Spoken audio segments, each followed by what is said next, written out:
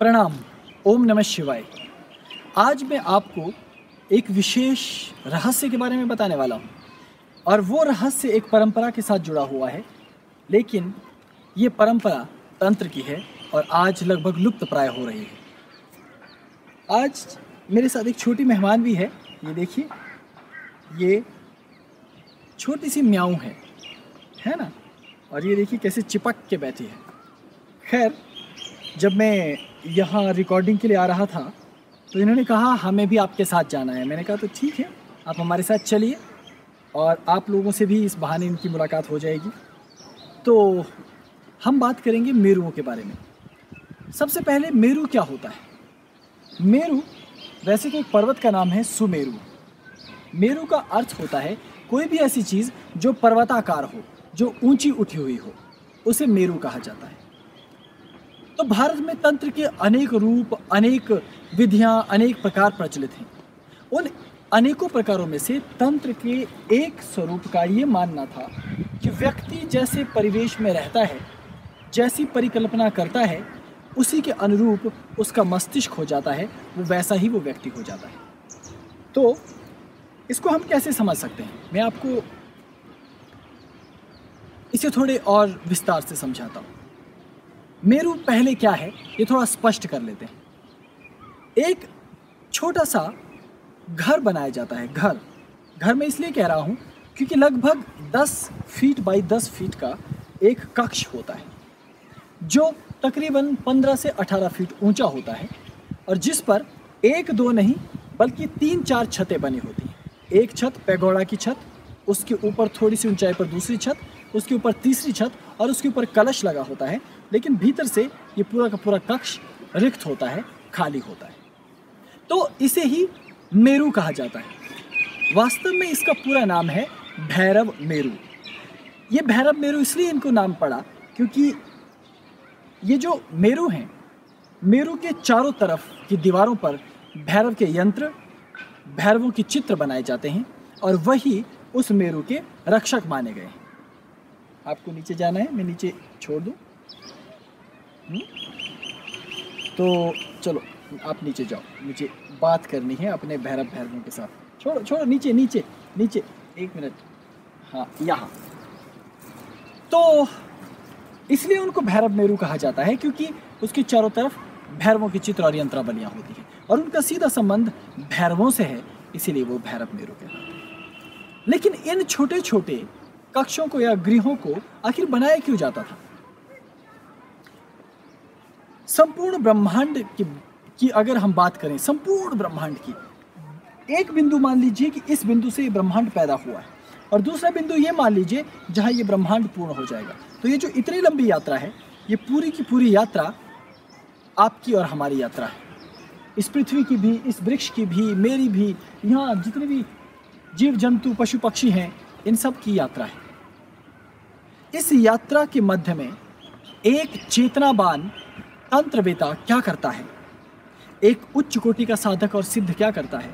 वो इस पृथ्वी पर एक मंडप का निर्माण करता है, कृत्रिम मंडप का निर्माण, जिसको नाम दिया जाता है मेरु। और ये कोई केवल एक घर नहीं है कि आपने इसे केवल घर बना दिया, अपितु मेरु अपने आप में एक विशेष रहस्य है, क्योंकि उसकी नींव कैसी रखी जाती है, उसके नीचे यंत्र मंडल बनते हैं, फिर उसकी जो दीवारें बनती हैं, उसको बनाने की पद्धतियां हैं, उसको बनाने के नियम हैं। तो हमें उन नियमों का ध्यान रखते हुए ही इन मेरुओं का निर्माण करना पड़ता है।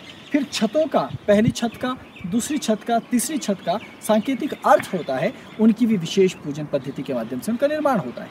और फिर उस कक्ष के भीतर भी भैरव का ही स्थापन करके मध्य में व्यक्ति साधना करता है। तो संपूर्ण ब्रह्मांड में काल बह रहा है, काल प्रवाह्यमान है। काल एक कोने से काल दूसरे कोने तक जा रहा है। तो इस काल के मध्य में एक कृत्रिम मेरु बनाकर उसके मध्य एक योगी साधना करता है और वो काल का विभाजन करता है। वो कहता है कि आज जिस समय मैं इस मेरु के अंदर बैठा हूँ, तो इससे पिछला काल बीत गया और अब मध्य में मैंने मेरु रख दिया है। मेरु के बाद मेरी एक दिव्य आध्यात्मिक यात्रा शुरू होगी। हालांकि ऐसा करने से क्या हासिल होता है, ये अभी तक भी बहुत अच्छी तरह हमें मालूम नहीं है। ऐसा इतने उच्च कोटि के तंत्रवेता क्यों करते थे, ये अभी तक अपने आप में एक रहस्य है, लेकिन फिर भी ये बहुत महत्वपूर्ण है, क्योंकि तंत्र में बहुत सारे रहस्य हैं और उन रहस्यों में से एक अभूतपूर्व रहस्य ये मेरु है। देखना, और ये भी कहा गया सिद्ध परंपरा में कि यदि कोई व्यक्ति मेरु के भीतर बैठकर साधना करता है तो वो अवश्य अपनी साधनाओं की सिद्धियों को प्राप्त करता है। किंतु ये मेरु बनेंगे कैसे, ये मेरु होते क्या हैं, ये मैं आपको कुछ और तरीकों से समझाता हूँ। पहले मुझे अपनी बिल्ली की चिंता करनी पड़ेगी, मैं उसे लेकर आता हूँ। हाँ, तो इन मेरुओं का निर्माण बहुत अलग अलग परंपराओं और रीतियों से हुआ है। मुझको इन भव्य मेरुओं में से केवल 8 मेरुओं का ज्ञान है कि 8 प्रकार की, अब देखिए एक ही तरह का मेरु नहीं होता, वो 8 तरह के मेरु जिनका मुझे ज्ञान है वो मुझे अपने गुरुओं से पता चला, और उनमें से मैंने एक मेरु का निर्माण तब किया था जिस समय मैं कौलांतक पीठाधीश्वर नहीं बना था। अपने गुरु भाइयों के साथ मैंने इस मेरु का निर्माण किया और उस मेरु के अंदर मैंने भी साधना की है। और विचित्र बात यह है कि जिसका मेरु है, जो व्यक्ति उस मेरु का निर्माण करता है, उसके लिए वो मेरु बहुत ही दिव्य फलदायी हो जाता है। मेरु की संरचना और मेरु की रचना बहुत ही अभूतपूर्व है, लेकिन बहुत साधारण है, किंतु उसकी साधना पद्धति, मेरु के अंदर आप कैसे साधना करेंगे, उसका क्या कर्म कांड होगा, ये अपने आप में जब आप इसको पढ़ते हैं, जब सीखते हैं, तो आपके लिए बेहद रुचिकर होने लग जाता है। क्या आप कल्पना कर सकते हैं कि एक छोटा सा स्थान जो 10 बाई 10 का है, उसके भीतर कोई सिद्ध या योगी अपनी साधना कर रहा है। और मेरु के भी अलग अलग प्रकार है। एक मेरु में चतुर्द्वार होते हैं चारों दिशाओं में, एक मेरु में एक भी द्वार नहीं होता, उसमें नीचे से गर्भ गुफा में जाने का मार्ग होता है, और कुछ मेरुओं में केवल एक ही द्वार होता है। लेकिन ये मेरु इसलिए भी महत्वपूर्ण हो जाते हैं क्योंकि उसका संबंध उसके वास्तु, उसके शिल्प और उसके अंदर बनने वाली ऊर्जा से है। लेकिन इसके अतिरिक्त मैंने क्या अनुभव किया, ये भी मैं आपको बताना चाहता हूँ। मुझे ये भी प्रतीत हुआ जब मैं स्वयं मेरु के अंदर बैठा था कि शायद इसका निर्माण इसलिए भी किया गया है कि उस मेरु के भीतर जब साधना करने हम बैठते हैं तो बाहर की दुनिया से हम पूरी तरह से कट जाते हैं। और मेरु की साधना जब कोई व्यक्ति गंभीरता से करता है तो वो संकल्प लेता है कि मैं 10 दिन तक मेरु के अंदर रहूँगा, 15 दिन के अंदर मेरु तक रहूँगा, तो वो मेरु के अंदर अधिक से अधिक समय व्यतीत करता है। वो केवल मल और मूत्र का परित्याग करने के लिए ही बाहर जाता है। मेरु के अंदर रहने के नियम होते हैं कि किस तरह का भोजन वहाँ किया जाना चाहिए, जल का सेवन किस तरह से होना चाहिए। आप ऐसे नहीं कि सीधे बोतल में या पात्र में जल भर लिया और पी लिया, ये संभव नहीं है। मेरु के अंदर की जीवन शैली बिल्कुल अलग है। उसके अंदर आपको शयन किस स्थान पर करना है वो स्थान पूर्व चिन्हित होता है। तो शयन से लेकर भोजन से लेकर आपको अपनी दिनचर्या उसके भीतर कैसे रखनी है, ये सब कुछ पूर्ण विधि विधान से बताया जाता है। लेकिन कालांतर में ये साधनाएं कम होती चली गई क्योंकि अधिकतर तो गुफाओं के अंदर साधनाओं को हम योगियों ने प्रधानता दी है। फिर मिट्टी के नीचे भी गड्ढा खोदकर आपको मालूम है कि समाधि लगाने का अभ्यास किया जाता है। ये परंपराओं में है, ऐसा नहीं है कि अंधविश्वास या मनगढ़ंत है। इसके पीछे एक वैज्ञानिकता है, अपने आप को टेस्ट करने का एक पद्धति, एक रीति ये है। लेकिन ये जो मेरु है ये पृथ्वी के नीचे नहीं होता, पृथ्वी के ऊपर ही होता है। लेकिन ये घर जैसा दिखाई देता है और मंदिर जैसा मिला जुला दिखाई देता है। जैसे कि पहाड़ी शैली के मंदिर हैं या पैगोड़ा शैली के आप मंदिर देखेंगे, वैसे ही पैगोड़ा शैली का मंदिर जैसा छोटा सा प्रतीत होता है। लेकिन इसके भीतर जब आप रहते हैं, उन नियमों का पालन करते हैं, तो ये मेरा आत्मानुभव है कि वही जगत से कट जाते हैं, इसलिए आपकी ऊर्जा घनीभूत हो जाती है। कुछ लोगों की हालत तो इतनी ख़राब हो जाती है कि शुरू में वो मेरु के भीतर रह ही नहीं पाते।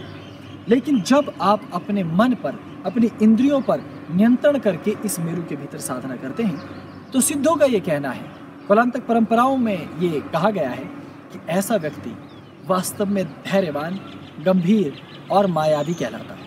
मायावी क्यों? क्योंकि उसे ये पता चल जाता है कि जो बाहर का संसार है इसमें मेरी इंद्रियां लगी है। जैसे मैं इस वृक्ष को देखता हूँ तो मुझे हरियाली महसूस होती है और खुशी महसूस होती है। अब इसकी जगह पर मेरे आसपास अगर कोई दूसरी अजीब सी वस्तु हो तो वो मुझे उतनी खुशी नहीं प्रदान कर पाएगी। तो इसी तरह से मेरी सारी इंद्रियां और चित्त ऐसे बहिर्पदार्थों पर लगा हुआ है। लेकिन जब मैं इस परिकल्पना, इस संरचना से अपने आप को मुक्त कर देता हूँ, तो तब मैं एक नई दुनिया से परिचित होता हूँ। तो अपने मस्तिष्क के उन केंद्रों को जागृत करने की एक पद्धति होती है मेरु का निर्माण करना। जो साधक मेरु का निर्माण करता है वो अपने नाम से उस मेरु का संकल्प करता है और उस मेरु के भीतर बैठकर साधना की जाती है। और ये माना जाता है कि आपके भीतर का जो भय है उनका क्रंदन करने के लिए, उनका नाश करने के लिए, उनको दबा देने के लिए ही भैरव मेरु है। क्योंकि भैरव शब्द का अर्थ ही है भय से मुक्ति, भय को नष्ट कर देने वाला, भय को रौंदने वाला। तो जब एक व्यक्ति उस मेरु के अंदर रहेगा तो उसके बारे में, हालांकि अगर मैं कथाओं पर जाऊं तो थोड़ी अजीब सी कथा है। कोई कहता है कि मेरु के अंदर साधना करने पर बड़े बड़े दांतों वाले दैत्य प्रकट होकर आपको डराते हैं। कोई कहता है कि वहां पर देवता आकर आपको विचलित करने का प्रयास करते हैं। कोई कहता है कि मेरु के अंदर साधना करते हैं तो भूत प्रेत पिशाच आपकी परीक्षा लेने लग जाते हैं, धरती कांपने लग जाती है, आकाश से विद्युत की वर्षा होने लगती है। ये सब इस तरह के उपमा अलंकार में बड़ी बड़ी बड़ी कहानियां मैंने सुनी हैं। लेकिन मुझे क्या लगता है, जो मेरा आत्मानुभव है, कि ये एक तरह से मनोवैज्ञानिक तथ्य है। इसके पीछे मनोविज्ञान है। क्यों? क्योंकि जब आप उस कक्ष के भीतर बंद होकर वही साधना करते हैं, उसी परंपरा, उसी नियम, उसी लय में रहते हैं, उसी कर्मकांड में रहते हैं, तो आपके मस्तिष्क को बहिर्जगत में विषय नहीं मिल पाते कि उसको किस विषय पर ध्यान देना है। उसको हर तरफ से आपका दिमाग रुक जाता है। ये जेल में किसी कैदी की तरह रहना है, यानी अपने आप को आपने एक मेरु के अंदर कैद कर लिया। लेकिन इस कैद में भी अगर आपके पास सही पद्धति है तो आपकी वो जो ऊर्जा, आपका जो मस्तिष्क जो घबरा गया है, जो भयभीत हो गया है, उसको आगे बढ़ने के लिए, उसे कुछ करने के लिए कुछ तो चाहिए ना। और वही कुछ वहाँ शेष रह जाता है, साधना। और जब साधना रह जाती है तो आप उस पर स्थित नहीं रह पाते। और जब एक ही बिंदु पर आप अपना ध्यान रखते जाते हो तो आपका ही मन, आपका ही शरीर, आपका ही मस्तिष्क विद्रोह करने लगता है। और हो सकता है ऐसी परिस्थिति में आपको या वहाँ रहने वाले व्यक्ति को हेल्यूसिनेशन, दिग्भ्रम, मतिभ्रम, इस तरह के बहुत सारे भ्रम हों। क्योंकि सोचिए कि अगर मेरु में द्वार ही ना हो तो पता ही नहीं चलेगा कि बाहर दिन है अथवा रात, पता ही नहीं चलेगा कि बाहर मौसम कैसा है। आप कल्पना कीजिए कि आप एक ऐसे मेरु के अंदर बंद हैं जिससे आपको वही जगत से जुड़ने का मौका ही नहीं मिल रहा। आप पशु पक्षियों की आवाज़ नहीं सुन पा रहे, आप बाहर की दुनिया की आवाज़ नहीं सुन पा रहे, आप बाहर के प्रकाश को नहीं देख पा रहे, आप किसी भी अन्य तत्व से जुड़ नहीं पा रहे। तो केवल साधना शेष है। आप अपने ध्यान पर, साधना पर, समाधि पर ध्यान लगा रहे हो, अपनी दी हुई पद्धति पर ध्यान लगा रहे हो, तो ऊर्जा भीतर विस्फोट करने लगी। लेकिन ये जहाँ मेरी दृष्टि में गंभीर और खतरनाक है, वहीं ये अगर सही गुरु के निर्देश में सही तरीके से की जाए तो ये आपके भीतर अद्भुत संभावना को भी प्रकट कर सकता है।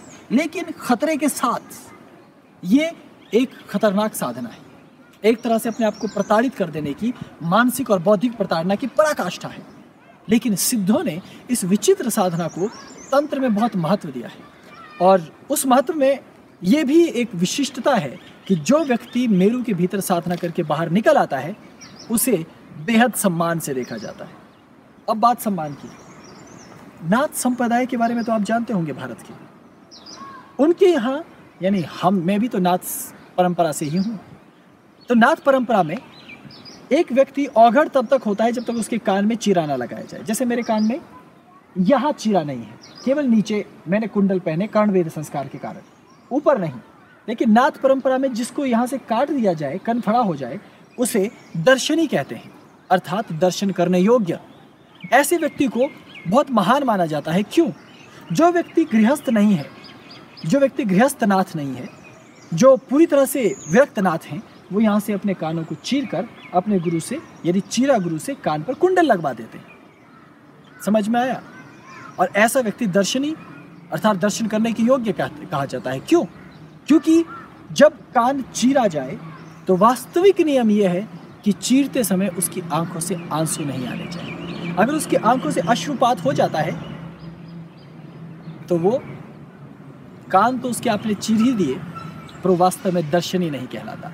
इसका मतलब है उसमें अपनी पीड़ा पर नियंत्रण करने की क्षमता नहीं है। इसका मतलब है वो भी भयभीत है। इसका मतलब है उसमें भी अभी कमियां हैं। तो कान चीर देने से उसका स्तर बढ़ जाता है, वो दर्शनी हो जाता है, उसको विशेष दृष्टि से देखा जाता है। वैसे ही ये मेरू भी है। कान चीर देने से तो भला उतना अधिक महत्व आपको ना मिले, लेकिन उसका एक अपना आध्यात्मिक महत्व है जो गुरु गोरक्षनाथ बताते हैं। उसके लिए आपको उनकी भाषा में क्या कहा गया है उसको समझना पड़ेगा। खैर, ये दूसरा विषय मैं किसी और दिन इस पर प्रकाश डालूंगा। लेकिन उससे पहले जो इस मेरू से निकल कर आता है उसे सिद्धों की परंपरा में, कुरांतक पीठ की परंपरा में बेहद सम्मान की स्थिति से देखा जाता है। क्यों? क्योंकि अगर वो बिना नियम तोड़े अपनी उस मेरू की साधना को संपूर्ण करता है तो उसे भैरव मेरू साधना संपन्न एक श्रेष्ठ सिद्ध साधक माना जाता है। ऐसा साधक जिसका अपनी इंद्रियों पर, जिसका अपने मस्तिष्क पर, जिसका अपने हृदय पर पूर्ण नियंत्रण है। वास्तव में ये मेरू साधना अपने आप के लिए एक सूक्ष्म ट्रेनिंग है, एक ऐसी ट्रेनिंग जो खतरनाक है। देखने या सुनने में खतरनाक नहीं लगती, आपको भी नहीं लग रही होगी, आपको लग रहा होगा पता नहीं मैं क्या बता रहा हूँ, लेकिन उफ, मुझे भी वो घुटन याद है जब मैंने इस साधना को किया था। अभी भी फेफड़ों में सांस नहीं आती है। तो आपको भी कम से कम जीवन में मेरू बनाने का प्रयास करना चाहिए। उस मेरू साधना के संबंध में जानना चाहिए। अलग अलग प्रकार के मेरू क्यों बने हैं इस रहस्य को जानना चाहिए। मेरू क्या होता है, इस लुप्त होती परंपरा को बचाने की तरफ भी कदम उठाना चाहिए। भले ही ना भी बचे, कम से कम ज्ञान तो आपको होना चाहिए और कोशिश भी होनी चाहिए आप जैसे सिद्धों, आप जैसे साधकों, आप जैसे भैरव भैरवियों के अंदर कि आप एक दिन ऐसी दिव्य साधना संपन्न कर सकें। आपके गुरु के निर्देश में एक सुमेरु बने, उसके भीतर आप बैठें, आप साधना कर सकें और आप भी उस स्थिति को अनुभव कर सकें जिसके संबंध में शास्त्र ने, जिसके संबंध में हमारी परंपराओं ने, जिसके संबंध में हमारे सिद्धों ने बहुत महिमा मंडन और गुणगान किया है। तो एक छोटी सी इमारत है ये, एक छोटा सा स्थान है ये, लेकिन इसकी नींव से लेकर इसकी शीर्ष तक इसकी निर्माण की पद्धति विशिष्ट है। इसमें बैठने वाले व्यक्ति की दीक्षा विशिष्ट है, उसके भीतर की जाने वाली साधना विशिष्ट है, उसके भीतर की नियमावली विशिष्ट है और उसके भीतर का ये दम घोंटू वातावरण भी विशिष्ट है। तो आप अपने जीवन में ऐसी साधना करने के लायक हों, इसके लिए ज़रूरी है कि दैहिक रूप से आप पहले स्वस्थ हों। कमज़ोर होंगे तो आपसे नहीं हो पाएगा। मस्तिष्क से भी आप बिल्कुल सुदृढ़ हों और हृदय से भी आप मजबूत हों। जब आपकी समस्त इंद्रियां सुदृढ़ होंगी, आपके नियंत्रण में होंगी, तभी आपसे ये साधना हो पाएगी। अन्यथा ये एक कहानी होगी जो मैंने आपको सुनाई, आपने सुनी। फिर भी मुझे पूरा विश्वास है, आशा है कि आप ही लोग सिद्ध हैं। आप ही लोगों के मध्य में बड़े बड़े ऋषि मुनि छिपे हुए हैं जो अपने अतीत को भूल गए हैं। आपके भीतर ही वो संभावनाओं के बीज हैं। इसलिए मैं इन रहस्यों को पूरा नहीं बताता कभी भी, बस थोड़ा सा बताकर छोड़ देता हूँ। क्यों? क्योंकि तभी तो आप तलाश करेंगे। अगर मैं यहाँ बैठकर सब आपको बता दूँ, आप कहेंगे छोड़ो यार, मुझे तो पता चल गया है। और जो खोजता नहीं उसे कोई रहस्य मिलता भी नहीं। इसलिए मैं अपनी बात को यही रोक रहा हूँ, आपको एक मौका दे रहा हूँ इस खोज को करने का, इस साधना को संपन्न करने का और जानने का कि आखिर ये मेरू, भैरव मेरू होता क्या है, इसकी साधना क्या है और इसको करने से आखिर होगा क्या। मैं फिर लौटूंगा एक नए रहस्य के साथ। अपना ख्याल रखिएगा। ओम नमः शिवाय। और मेरी बिल्ली भी आपको ओम नमः शिवाय कह रही है। चलो प्रणाम करो। ओम नमः शिवाय। नमो आदेश।